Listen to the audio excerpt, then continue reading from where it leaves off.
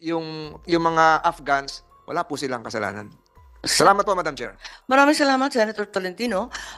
Ngunit ang ating tinatanong ngayon, kung bakit ipapadala ng Amerika ang kanilang mga dating empleyado sa ating bansa. Wala naman tayong kinalaman dito. Hindi ba nila tayo binigyan ng dahilan? Bakit tumigil ang US? Bakit sila tumigil? Bakit bigla Pilipinas ang naisip? Why did they stop? Kung 50,000 na lang ang butal, kayang-kaya na nila idagdag doon. We hope will clarify many of our concerns with regard to allowing Afghan nationals into our country at the request of the United States. On the provision of temporary housing for foreign nationals, we are facing a housing backlog of around 6.5 million in our own backyard. Shouldn't we prioritize the needs of our fellow men first? Given our housing backlog and the rise in cost of living, shouldn't our limited resources be focused on taking care of our own? What is the fiscal implication of providing temporary housing to these foreign nationals? Will we be shouldering subsistence costs as well? These are just preliminary questions that I have in mind, Madam Chairperson, and at the appropriate time, I will be asking a few more. Thank you very much, Madam Chair. Thank you very much, the chairman of our Defense Committee here in the Senate, Jinggoy Estrada. So, Mr. Ambassador, kung sakali pong pumunta rito yung Afghans, ang kinakatakutan po kasi ng marami, parang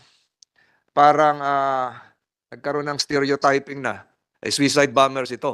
Ito po ba mga edukado? Ito po ba mga kababaihan? Ito po ba binubuo ng pamilya na naiwan? Hindi po ito yung mga nakasabit sa aeroplano. Ito po yung naiwan doon dahil nagtrabaho sa mga embassies. Tama po ba?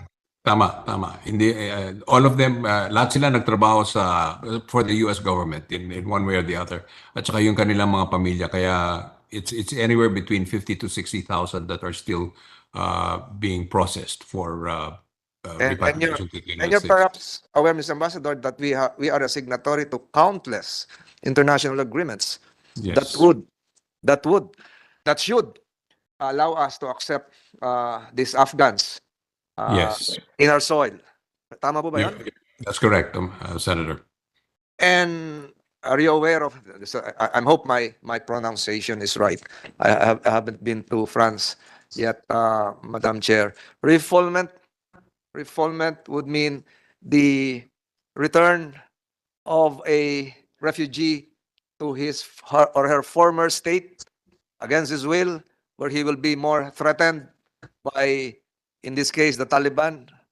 So, pag yung nakarating po sa atin, nagdili-dali tayo, pinabalik, marami ho tayong violation. Tama po ba yan, Ambassador?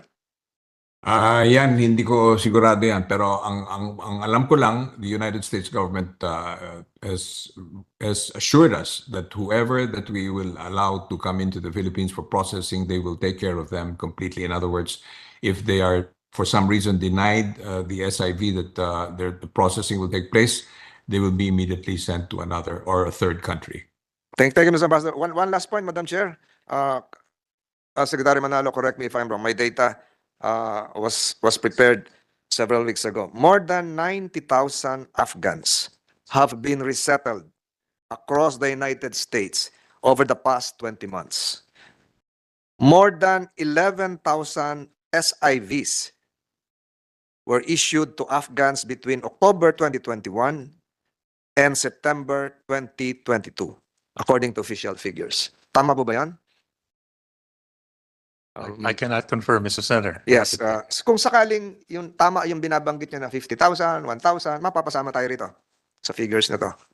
Kung dito ipoprocess to. At the rate they're going, 11,000, halos isang taon, 90,000 na relocate. May posibilidad ba ho, Mr. Ambassador, na bumagal dahil nandito, natambak sa atin? Meron ba hong ganong posibilidad? O Well, nagustuhan na kayo sa tanong ko? Hindi, nasa sa atin na yun, Senator, na kung ilan ang gusto natin. Pero ang request nila is anywhere between 1,000 to 1,500 per batch. Ipo-process nila, then they will go to the United States. Kung gusto natin less, pwede rin.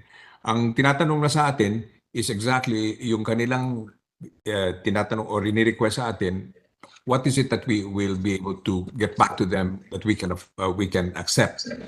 In other words, not all of these 30,000 or whatever it is they intend to process will come to the Philippines, and then they will be here and they will wait for their processing. It will be by batches. Definitely, And it's completely up to us. Mr. Ambassador, narami ho nakikinig ngayon. Definitely, the Philippines will not be the final destination of these refugees. Yes, that is Temporary absolutely. lang po sila dito. Ang kinakatakutan ng marami ay baka malahukan ng mga terrorist.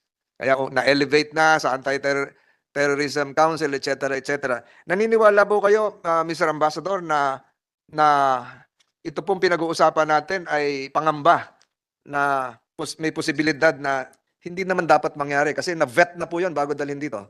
Correct. Yan ang tama, Senator. Kaya nga, lahat ng ating mga security agencies ay tinatanong ng DFA dahil they also will have to give their comments kung anong tingin nila. Pero yan ang sabi sa atin ng mga Amerikano na they will be vetted first, they will be double-checked before they come to the Philippines, and then again through processing. Madam Chair, if I may be allowed to express my personal sentiment, I don't see anything wrong here.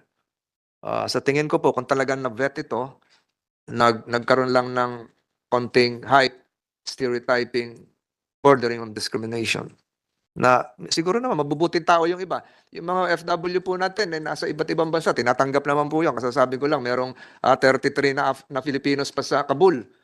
So siguro kung masasala po ito, wala tayong gastos, nasa secured na lugar, nasa isang isla.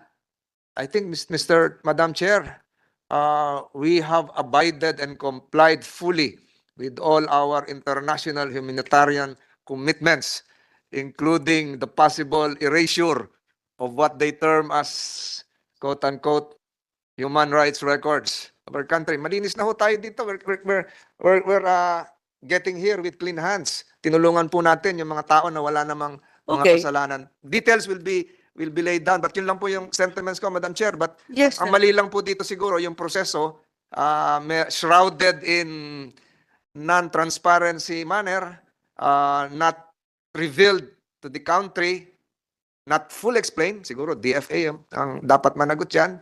Pero yung mga Afghans, wala po silang kasalanan. Salamat po, Madam Chair. Maraming salamat, Senator Tolentino. Ngunit ang ating tinatanong ngayon, kung bakit ipapadala ng Amerika ang kanilang mga dating empleyado sa ating bansa. Wala naman tayong kinalaman dito. Hindi ba nila tayo binigyan ng dahilan?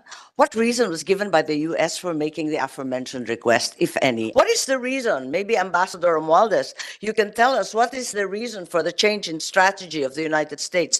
Bakit ayaw na nila tanggapin yung mga Afghan doon sa National Convention sa Arlington? Napakarain na nung dumaan doon. Ba't biglang nagbago? At biglang tayo na ang kinakatukan? Well, actually, they're really, the fact is that there are quite a number of them. And as you said, they have that here in Virginia. Pero the main reason why they're also asking other countries, we're not the only one, by the way. There are other countries. I think Germany is also being asked. They also had a processing center in Qatar. And from what I understand, also in Albania. Is because there's just so many of them that they would like to be able to do it quickly as possible, because they have a timeline, I suppose, and that's the reason why we're being asked as an ally of the United States. We are one of a number of countries that they have requested if they could use it. They use the country for the processing of these Afghan nationals that work with the United States government. Yes, Ambassador, you say there are just too many Afghans. We're talking about tens of thousands, because we've heard that 25,000 were already processed through UAE, 10,000 in Qatar. You now mentioned Germany and Albania. Are there tens of thousands, hundreds of thousands, millions? Is there a projected number to this enormous migration? The number that we received was around 50,000 that are still for processing. 50,000. This includes government people who work with the U.S. government and their families. Pero kung 50,000, yun din ang hinihingi sa Pilipinas. You mean to say 100%, yung buong 50,000, lahat babagsak sa Pilipinas? Hindi naman. Bakit ba huminto yung UAE at yung Qatar? Ba't sila huminto? Bakit huminto yung US? Dati naman pinoprocess doon, nakatenga pa, 77,400. Bakit tumigil ang US? Bakit sila tumigil? Bakit bigla Pilipinas ang naisip? Well, hindi naman naisip. Ang pagkaalam namin, they were asking other countries, and the Philippines was one of them because of the fact that we have this relationship with the United States. We're an ally, so they thought the Philippines could be a place where we could allow them to process their special immigrant visas. The reason I ask, sir, is that UAE and Qatar are obvious processing areas because of their distance. And they're already doing this, 25,000 and 10,000. Why did they stop? Kung 50,000 na lang ang butal, kayang-kaya na nila idagdag doon. Nagkakaintindihan sila. Magkapareho sila sa kinakain, sa gawi, sa iba't ibang paninindigan at paniwala. Well, pwede natin itanong sa kanila kung bakit biglang tinigil. Pero ang pagkaalam ko, humingi sila ng tulong sa atin kung pwede nila i-process yung kanilang mga government yung nagtrabaho sa kanila dito sa Pilipinas. As Please. one of the many countries that they're asking for this.